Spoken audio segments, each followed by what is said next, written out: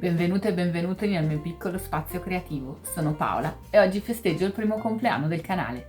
Abbiamo cominciato con una zucca, ma ce ne sono state un sacco d'altre di tutte le misure.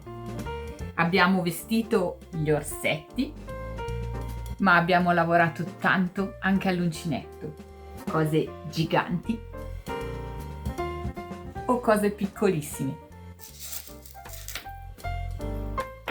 Abbiamo fatto un sacco di gnomi che si illuminano, che contengono preziosi segreti o soltanto da appendere, piccoli che decorano.